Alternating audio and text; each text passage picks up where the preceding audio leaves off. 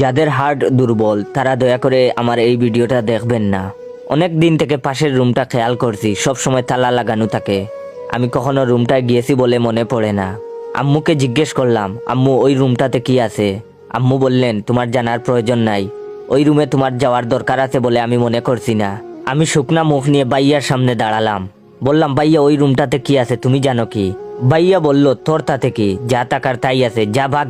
আর দাঁড়া, এক গ্লাস পানি এনে দে তো। আমি আচ্ছা বলে রুম থেকে টান পায়ে বের হয়ে গেলাম পানি আনতে।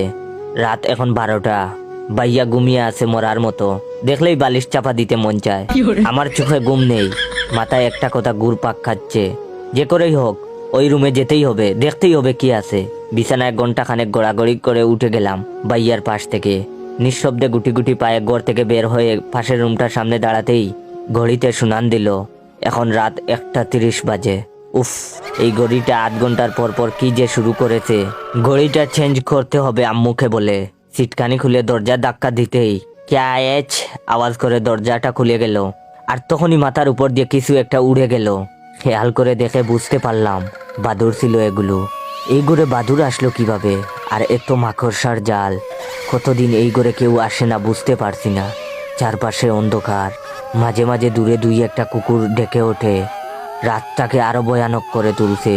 আমি টর্চ মেরে গুটি গুটি পায়ে মাকড়সার জাল ছিঁড়তে ছিঁড়তে সামনে এগিয়ে যাচ্ছি। হঠাৎ টর্চের আলো গিয়ে বাদলোর দেয়ালে টাঙ্গানো ফ্রেমে বাঁধানো ছবির দিকে। আমার সারা শরীরে শীতল শিহরণ বয়ে উঠল। কোথায় যেন একটা পেঁচা ডেকে উঠে জানান দিল, ভুল করেছিস এখানে এসে। যেখানে বই বেশি সেখানে কৌতূহলও বেশি। আমি ছবিটার দিকে তাকিয়ে আছি, কাপা হাতে টর্চটা মেরে রেখেছি দেয়ালের দিকে। এটা তো আমার ছবি। টর্চটা আস্তে আস্তে নিচের টেবিলের উপর গিয়ে বিঁধল।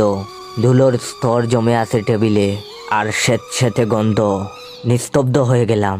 মুখ থেকে একটা শব্দ বের হবার জোর নেই। হাত কাঁপতে শুরু হলো আমার। আমি টর্চটাকে আপ্রাণ চেষ্টা করেছি ধরে রাখার, কিন্তু পারছি না। শুধু মুখ দিয়ে একটা কথাই বের হলো, হায় আল্লাহ, এটা তো আমার পড়ার ঘর। এমন হলো কি করে? বাই দ্য ওয়ে, কিছুদিন পর আমার পরীক্ষা, তাই পড়ার রুমে আসলাম, নয়তো আজকেও আসা হতো না। চাইলে আপনার বন্ধুদেরকেও শেয়ার করে এভাবে বই দেখিয়ে হাসাতে পারেন। ধন্যবাদ।